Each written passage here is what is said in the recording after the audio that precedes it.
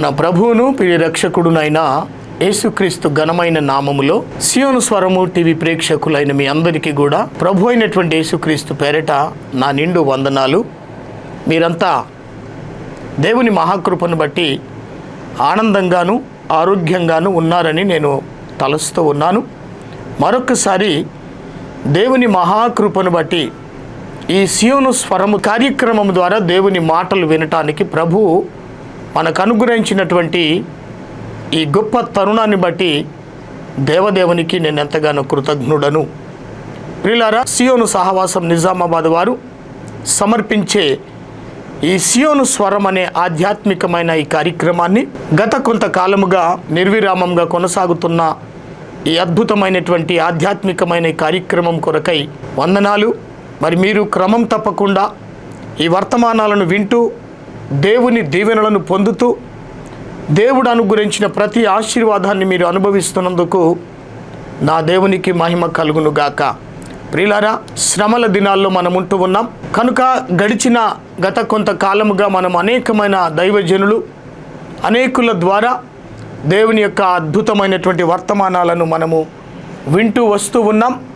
ఆ విధంగా దేవుని యొక్క మహాకృప చేత, ఆయన కరుణ చేత మరొక్కసారి మనము దేవుని యొక్క వాక్యాన్ని ఎవరు చెప్పినా, ఏ దైవజనుడు చెప్పినా, ఎన్నిసార్లు దేవుని వాక్యము విన్నప్పటికీ కూడా ఆ వాక్యములో ఒక నూతనత్వమే ఉంది. కానీ అది మనము విని మరి బోరు కొట్టే విధంగా ఉండకుండా అద్భుతంగా దేవుని యొక్క మాటలు ఉంటూ ఉన్నవి. దేవుని యొక్క మాటలను మనము వినవలసి ఉన్నది.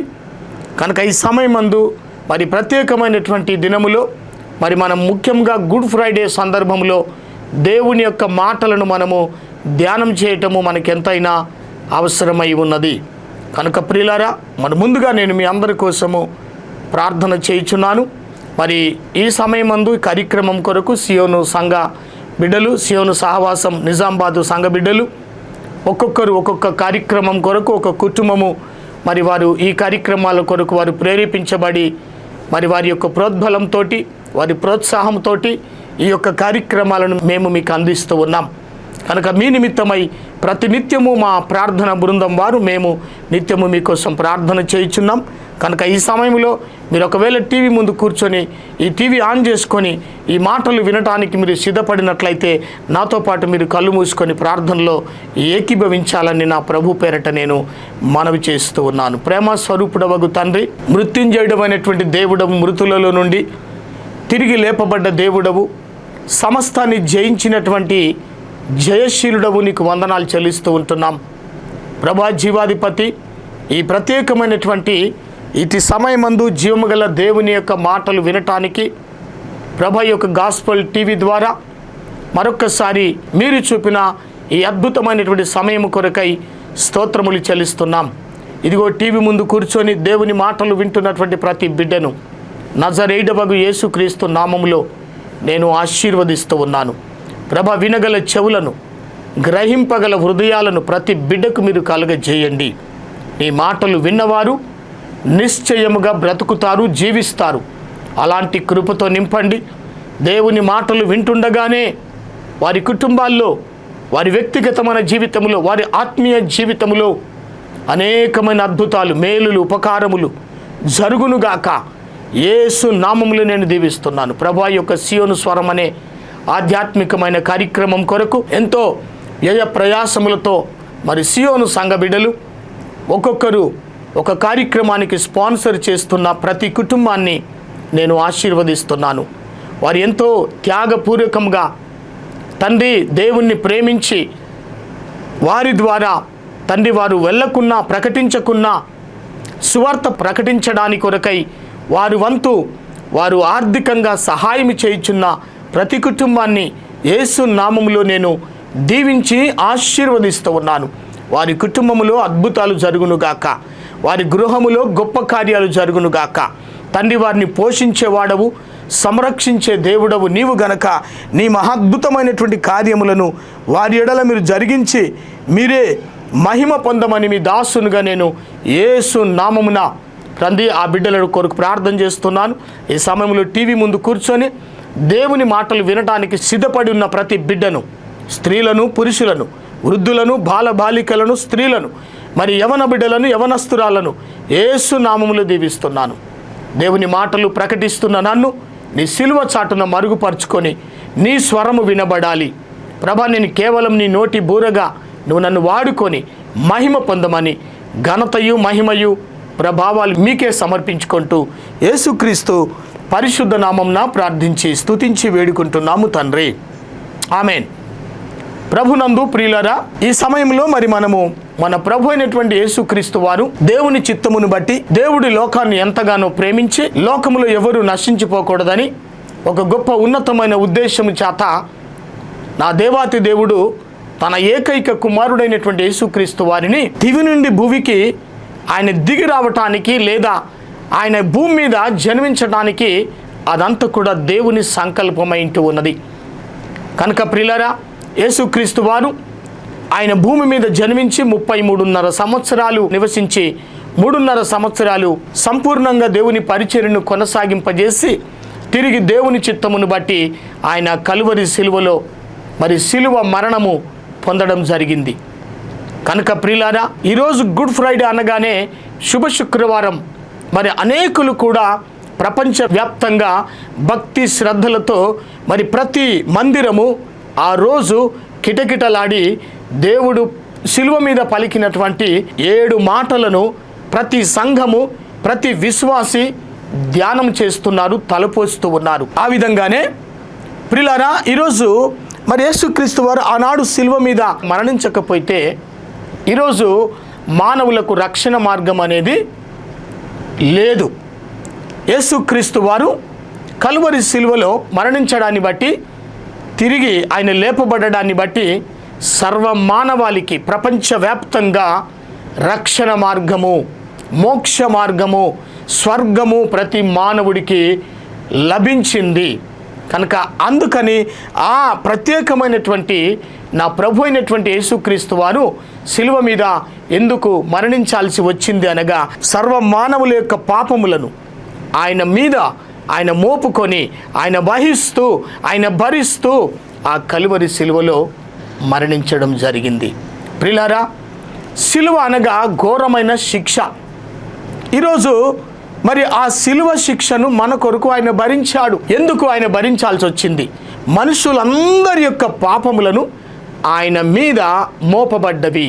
అందుకని యెషయా గ్రంథములు చెప్తున్నాడు, మన సమాధానార్థమైన శిక్ష అతని మీద పడెను అని 53వ అధ్యాయములో దేవుడు మాట్లాడుతూ ఉన్నాడు. కనుక నా ప్రియమైనటువంటి సహోదరి సహోదరులారా, ఈరోజు మానవులమైనటువంటి మన కొరకు దేవుడు చేసిన ఆ శిలువ త్యాగమే ఈరోజు మనకు విడుదల, రక్షణ, స్వస్థత, మారు మనస్సు, ఆరోగ్యము, ఆశీర్వాదము, నెమ్మది, సమాధానము, సంతోషము ఇవన్నీ కూడా మనకు దొరుకుతున్నాయి. మనము కలిగి ఉన్నామంటే దాని అర్థము మన కొరకు యేసుక్రీస్తు వారు ఆల్రెడీ శిక్షను భరించాడు. కనుక ఆనాడు యేసుక్రీస్తు వారు చేస్తున్నటువంటి ఆ మహత్కార్యాలు, సూచక క్రియలు, గొప్ప కార్యములను చూసి ఓర్వలేక యూదులు, మత పెద్దలు, అధికారులు అనేకులు కూడా యేసుక్రీస్తు వారిని మరి బాహాటంగా ఆయనను సిలువ వేయటం కొరకై ఆయనను పట్టుకొని మరి భయంకరమైనటువంటి శిక్ష అతనికి వేసి 39 కొరడా దెబ్బలు కొట్టి తలకు ముళ్ళ కిరీటం ధరింపజేసి ఆయనను ఊరేగింపుగా సమాజ మందిరములో నుండి ఆయనను గొల్గొతా కొండ వరకు తీసుకొని వెళ్ళడం జరిగింది. ఆ స్థలము పేరు కల్వరి కొండ, గొల్గొతా కొండ, కపాలమనబడినటువంటి స్థలం. 3 పేర్లు దానికి రాయబడి ఉన్నవి. అక్కడి వరకు సామాన్యమైన ప్రజలు, అధికారులు, సైనికులు నా ప్రభు అయినటువంటి యేసుక్రీస్తు శిలువ మోసుకుంటూ వెళ్ళుచున్నప్పుడు అనేకులు ఆయనను వెంబడించి ఆ కలువరి కొండ మీదకి వెళ్ళి ఆయనను సిలువకు వేయటం జరిగింది. సిలువను మోపించడమే కాకుండా ఆ సిలువకు ఆయనను మేకులతో 2 చేతులకు, ఈ చేతికి ఒక మేకు, ఈ చేతికి ఒక మేకు, 2 పాదాలకు ఒక మేకు, 3 మేకులు కొట్టబడ్డవి. ప్రియులారా, మరి ఈ 3 అనేటువంటిది చాలా ప్రాముఖ్యమైనటువంటి విషయముగా మనము పరిగణించాలి, మరి మనం గమనించాలన్నటువంటి విషయాన్ని నేను ఈ సమయంలో మీకు తెలియజేయచ్చు ఉన్నాను. 3 మేకులు, ఆ సిలువకు 3 కొయ్యలు. ఆ రోజు యేసుక్రీస్తు వారు సిలువ మీద మరి 3 గంటల వరకు కూడా ఆయన వేలాడదీయబడ్డాడు. 3 అనేటువంటిది చాలా ప్రాముఖ్యమైనటువంటిది. యేసుక్రీస్తు వారు 30 సంవత్సరాలు ఆయన తల్లిదండ్రుల దగ్గర పెరిగి 3.5 సంవత్సరాలు ఆయన ప్రభు పరిచర్య చేసిన సమయం అది. 3 అనేటువంటిది చాలా అద్భుతమైనటువంటి ప్రాముఖ్యమైన విషయముగా మనము గమనించవలసిన వారమై ఉంటున్నాం. కనుక ప్రియులారా, యేసుక్రీస్తు వారు ఆ శిలువ మీద ఎక్కి ఆ శిలువ మీద మరి మరణించక ముందు మిట్ట మధ్యాహ్నము పగటి వేళలో భయంకరమైన ఎండ శిలువ మీద వేలాడుతూ పలికినటువంటి 7 మాటలు. ఈరోజు మనం ధ్యానం చేయవలసిన విషయాలు ఏంటంటే, యేసుక్రీస్తు వారు శిలువ మీద పలికినటువంటి 7 మాటలను మనము ధ్యానం చేయబోతూ ఉన్నాం. ప్రభువారు భూమికి ఆకాశానికి మధ్య శిలువపై వేలాడబడుతూ ఆయన పలికినటువంటి మొట్టమొదటి మాట మనం పరిశుద్ధ గ్రంథములో చదువుకుందాం. లూకాసు వార్త 23వ అధ్యాయము 33 నుంచి నేను చదువుతున్నాను. దయచేసి మీరు బైబిల్ ఉంటే చూడాల్సిందిగా ప్రభు పేరట మనవి. వారు కపాలమనబడిన స్థలమునకు వచ్చినప్పుడు అక్కడ కుడివైపున ఒకనిని ఎడమవైపున ఒకనిని ఆ నేరస్తులను ఆయనతో కూడా సిలువ వేసిరి. యేసు, తండ్రి, వీరేమి చేయుచున్నారో వీరెరుగరు గనుక వీరిని క్షమించమని చెప్పెను. వారు ఆయన వస్త్రములు పంచుకొనుటకై చీట్లు వేసిరి. Praise the Lord. ఇక్కడ మొదటి మాటలో మనకు కనబడుతున్నటువంటి విషయం ఏంటంటే క్షమాపణ. అక్కడ అనేకులు ఉన్నారు, సామాన్యమైన ప్రజలు ఉన్నారు, అధికారులు ఉన్నారు. ఆయన శిలువ మీద వేలాడబడుతున్నాడు, యాతన పడుతున్నాడు, శ్రమను అనుభవిస్తూ ఉన్నాడు, కష్టపడుతూ ఉన్నాడు. శిలువ మీద ఉన్నటువంటి యేసు ప్రభు కింద ఉన్నటువంటి వారిని చూస్తూ అక్కడ అనేకులు ఉన్నారు, సామాన్య ప్రజలు ఉన్నారు, అధికారులు ఉన్నారు, సైనికులు ఉన్నారు. Praise the lord. ఇటుపక్కన శిలువ మీద మరొక 2 దొంగలు కూడా, యేసు ప్రభు కుడివైపున ఒకడు, ఎడమవైపున కూడా ఒకడు. ఇంతమంది ఆయనను ఏం చేస్తున్నారంటే హేళన చేస్తూ ఉన్నారు. Praise the Lord. ఒక విధంగా చూస్తే శిలువ మీద వేలాడబడుతున్నటువంటి దొంగలు, అందులో ఒకడు కూడా ప్రభువును హేళనగా మాట్లాడుతున్నాడు, రకరకాలుగా మాట్లాడుతున్నాడు ప్రభువును. నువ్వు నిజంగా దేవుని కుమారుడు అయితే దిగిరా అంటున్నారు. 3 దినములలో మందిరాన్ని పడగొట్టి 3 రోజుల్లో లేపుతానని చెప్పిన వాడు ఇప్పుడు దిగిరా అని చెప్పేసి ఆ ప్రభువును గురించి వాళ్ళు ఇష్టానుసారంగా మాట్లాడుతున్నారు, హేళనగా మాట్లాడుతున్నారు. ప్రభు ఇవన్నీ గమనించి ఆయన ఏమీ మాట్లాడకుండా తండ్రి అయిన దేవునికి మొరపెట్టుకుంటున్నాడు. ఏమిటి మొదటి మాట? తండ్రి, తండ్రి, వీరేమి చేయుచున్నారో వీరెరుగరు కనుక వీరిని క్షమించమని.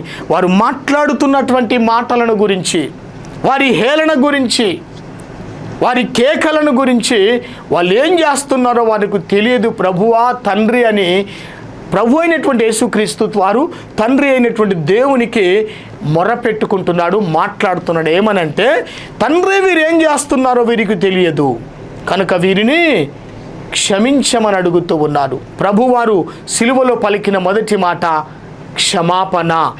క్షమించుడి. యేసుక్రీస్తు వారు ప్రపంచానికి నేర్పించింది ఏంటి అంటే క్షమాపణ.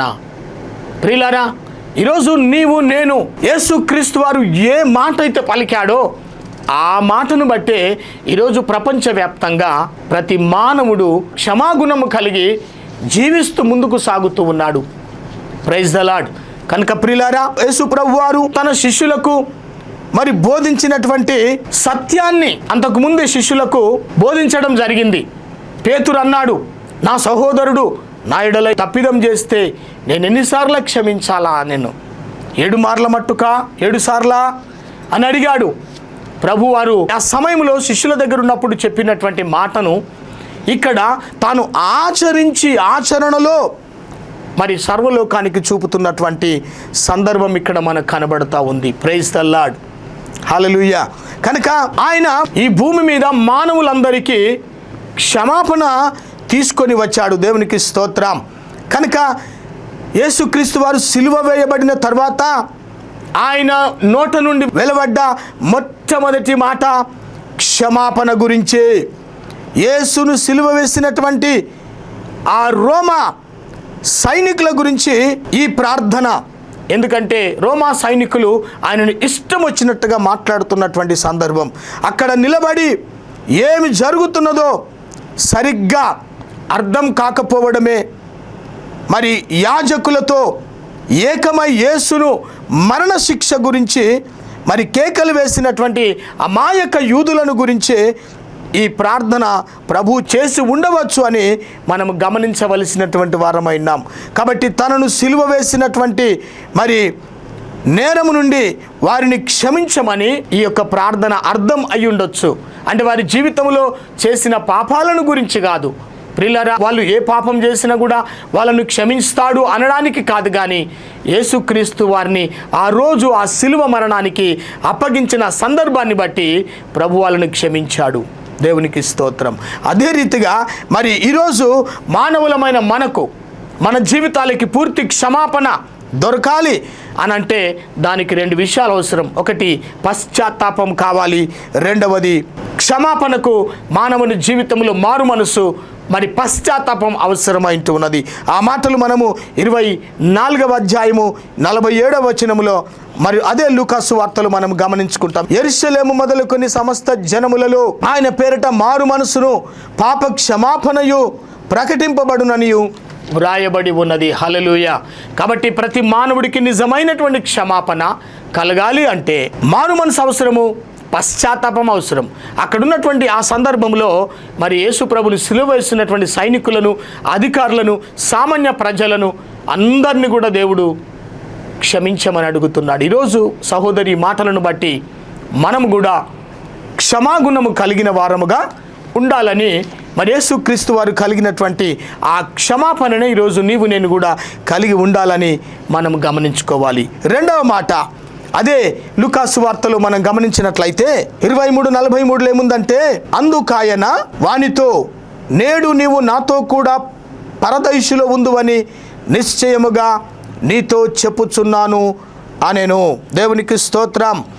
ఇక్కడ మరి సిలువ మీద ఉన్నటువంటి ఆ దొంగకు దేవుడు విలువైనటువంటి రక్షణ కల్పించినటువంటి సందర్భం ఇక్కడ మనం గమనిస్తూ ఉంటున్నాం. ఆ సిలువ మీద ఉన్నటువంటి ఇద్దరు దొంగలు ఉన్నారు. ఇద్దరు దొంగలు ఒక ఆయన ఎగతాళిగా మాట్లాడుతున్నాడు, నువ్వు దేవుని కుమారుడవే కదా, నిన్ను నువ్వు రక్షించుకో, మమ్మల్ని కూడా రక్షించు అని ఒక ఆయన ఎగతాళిగా మాట్లాడుతున్నాడు. మరొక వ్యక్తి మాత్రము, నువ్వు దేవునికి భయపడవా, మనము అదే శిక్షలో ఉన్నాము, మనకైతే ఇది న్యాయమే, మనము చేసిన దానికి తగిన ఫలం పొందుచున్నాము, కానీ ఈయన ఏ తప్పిదమును చేయలేదని చెప్పి ఆయనను చూచి ఆయన అడుగుతున్నాడు మరొక దొంగ, యేసు నీవు నీ రాజ్యములోని వచ్చినప్పుడు నన్ను జ్ఞాపకం చేసుకోనుమని ఆ శిలువ మీద ఉన్న దొంగ ప్రభుతో మాట్లాడుతున్నటువంటి సందర్భం. కాబట్టి అందుకు యేసు ప్రభు అంటున్నాడు, నేడు నీవు నాతో కూడా పరదైసులో ఉంటావు. Praise the Lord. కాబట్టి మనం ఇక్కడ గమనిస్తే ఒక వ్యక్తి పాప విముక్తి పొందడానికి అతడు చేయవలసిందంతా మనకు అర్థమవుతుంది. అంటే దేవుని సన్నిధిలో ఆయన శిలువ మీద ఉండి ప్రభు దగ్గర పశ్చాత్తాపడుతున్నాడు.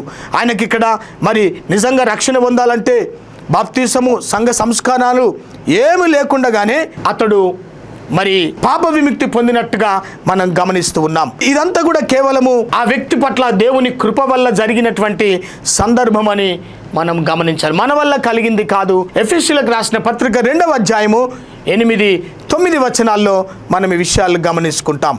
కాబట్టి కేవలము క్రీస్తు తానే స్వయంగా మానవులకు దేవుని కృప లభించేటటువంటి ఏకైక రక్షణ మార్గం యేసు. రెండవ మాట దాని యొక్క భావం. మూడవ మాట ఇక్కడ మనం గమనించినట్లయితే యోహాను సువార్త 19వ అధ్యాయము 26-27 వచనములో ఏముందంటే, అమ్మా ఇదిగో నీ కుమారుడు, ఇదిగో నీ తల్లి అని ఆ ఇద్దరికి, యోహానుకు అట్లాగే యేసుక్రీస్తు వారి యొక్క తల్లి గారికి బాధ్యతలు అప్పగిస్తూ ఉన్నాడు. ఈ మాట యొక్క అర్థం ఏంటంటే, ఆ మాటలో ఆ కింద ఉన్నటువంటి మరి తల్లిని, యోహానును వారిని ఆదరిస్తూ మాటలు చెప్తున్నాడు. తాను ప్రేమించినటువంటి శిష్యుడు అని మరి యోహాను సువార్తలో 13:23లో మనం గమనించుకుంటాం. కాబట్టి ఇక్కడ యేసు ఘోర బాధలు అనుభవిస్తూ లోక పాపాల కోసం మరణిస్తూ ఉన్న ఆ సమయంలో కూడా వేరొకరి అవసరాల గురించి ఆయన ఆలోచిస్తూ ఉన్నాడు.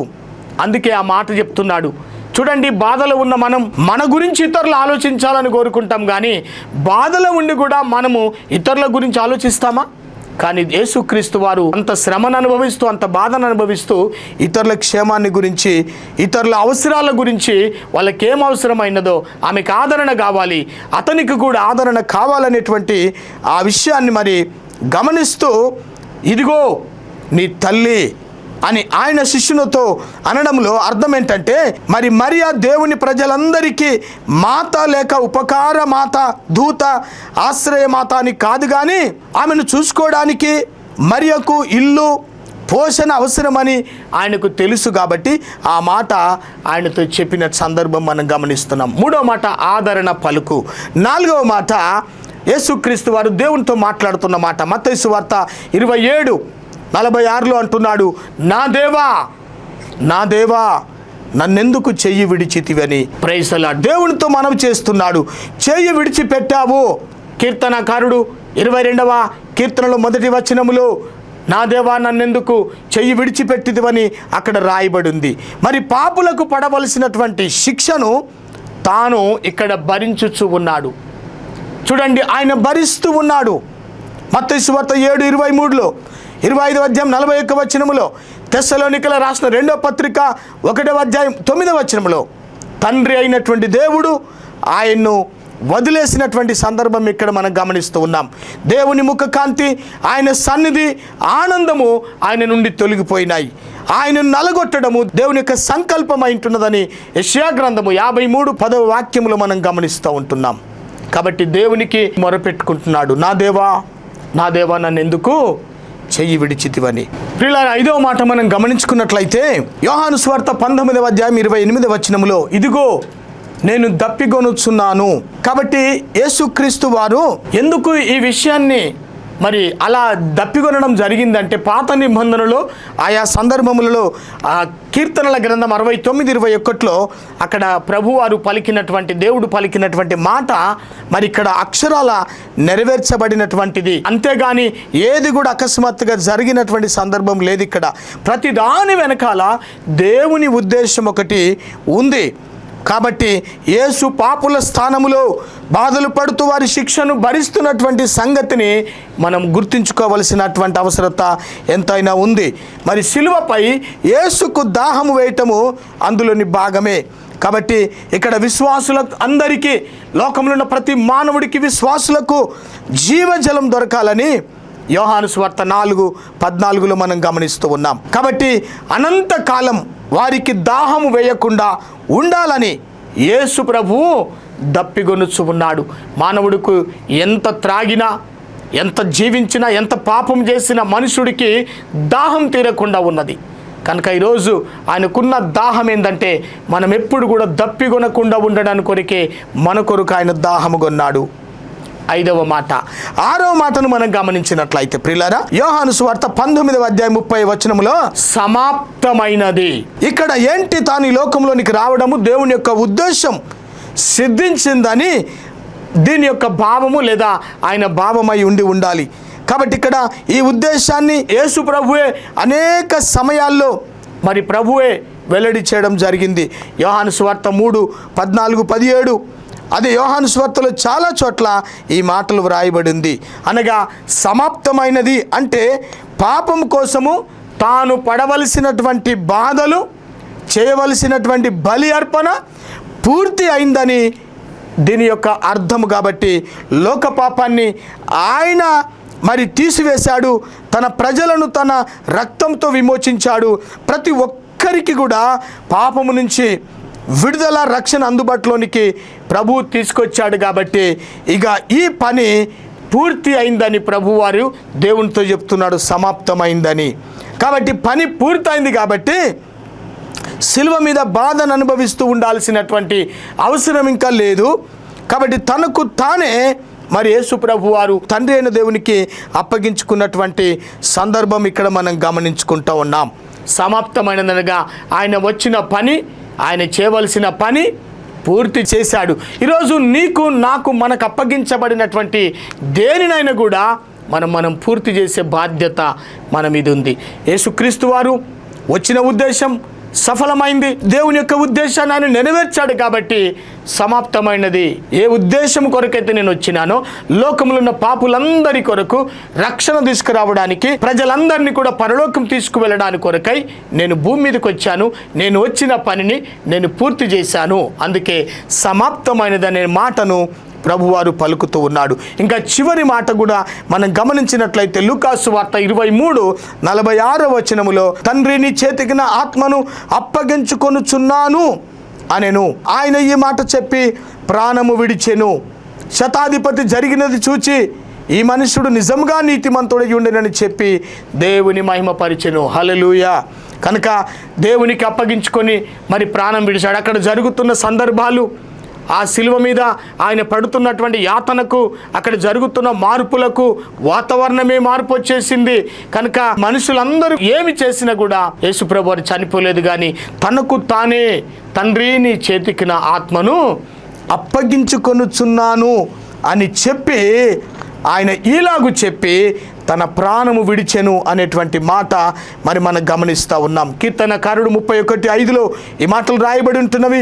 యోహాను సువార్త 17:18 ఈ మాటలు ఎక్కడ మనకు రాయబడి ఉంటున్నవి. కనుక ప్రియులారా, యేసుక్రీస్తు వారు శిలువ మీద పలికినటువంటి ఈ 7 మాటలు ప్రపంచములో ప్రతి మానవుణ్ణి ప్రేమించి దేవుడు పలికినటువంటి ఈ అద్భుతమైనటువంటి మాటలను మరి మనందరికీ ఈ మాటలు దేవుడు దీవెనకరంగా ఉంచునుగాక. మరి ఈ మాటలు మనం కూడా ధ్యానం చేస్తూ మరి ప్రభువారు శిలువ మీద ఉండి పడుతున్న పాట్లు, శ్రమలు, కష్టాలు వీటన్నిటిని భరిస్తూ ఈ 7 మాటలు తన గురించి తాను పలుకలేదు, కానీ సర్వమానవుల కొరకే దేవునితో మాట్లాడుతున్నటువంటి అద్భుతమైన మాటలు.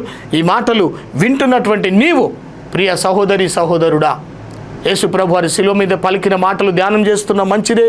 ఆనందించడం కాదు, దుఃఖించడం కాదు, కానీ ఆ మాటల ప్రకారంగా ఈరోజు మనము బ్రతికినట్లయితే ఆ మాటలన్నిటిని బట్టి ప్రపంచమంతా కూడా ఆధారపడి ఉన్నది. కాబట్టి ఈరోజు ప్రతి మానవుడు ప్రపంచంలో మేలు పొందాలి, నిత్య జీవాన్ని పొందాలి అనంటే యేసు పలికిన మాటలు యందు మనం విశ్వసించినట్లయితే ఈరోజే ప్రభు నీకు రక్షణ కలగజేస్తాడు. ఈరోజే దేవుడు నీకు ఆ పరలోక రాజ్యంలో ఉన్న నిత్యమైన ఆనందాన్ని ప్రభు మనకిస్తాడు. అట్టి కృప దేవుడు మనకు అనుగ్రహించునుగాక. ప్రార్థన చేసుకుందాం. ప్రేమగల తండ్రి, దయగల యేసయ్య, కలువరి సిలువలో నువ్వు పలికిన 7 మాటలను కొంతవరకు మేము ధ్యానం చేశాం. ప్రతి మాట వెనకాల ఒక అద్భుతమైన ఉద్దేశం ఉన్నది గనక ఆ మాటల మీద లక్ష్యముంచి ప్రభా మరి ప్రపంచంలోని ప్రతి మానవుడు కూడా ఈ మాటలు ప్రతి మానవుడికి అవసరమైనవి. ప్రతి మనిషి జీవితంలో అవి జరగవలసి ఉన్నవి, నెరవేర్చవలసి ఉంటున్నవి గనక మాకంటే ముందుగా నువ్వు వాటిని నెరవేర్చినావు. దేవుని చిత్తాన్ని జరిగించినావు ప్రభా. వాటిని అన్నింటినీ ఈ లోకమును జయించిన దేవుడవు, మరణమును జయించినటువంటి దేవుడవు అంటున్నావు. నిన్ను నీవే దేవునికి అప్పగించుకున్న దేవుడవు. నీకు వందనాలు. కనుక ఈ సమయం ముందు ఈ మాటలు వింటున్న ప్రతి వారిని కూడా నీ దయకు, నీ కృపకు అప్పగిస్తూ ఉన్నాను. సహాయం చేసి మీరే అన్ని విషయాల్లో మహిమ పొందమని యేసు పరిశుద్ధ నామమున ప్రార్థించి వేడుకుంటున్నాము తండ్రి. ఆమెన్. మన ప్రభు అయిన యేసుక్రీస్తు కృపా సమాధానములు, తండ్రి అయిన దేవుని ప్రేమ, పరిశుద్ధాత్మ యొక్క అన్యోన్య సహవాసం టీవీలో వర్తమానం వింటున్న ప్రతి ఒక్కరికి, లోకంలో ఉన్న సకల పరిశుద్ధులకును ఇప్పుడును సదాకాలము తోడై నీడయుండునుగాక. Amen. May God bless you. దేవుడు మిమ్మల్ని అందరినీ కూడా దీవించి ఆశీర్వదించునుగాక.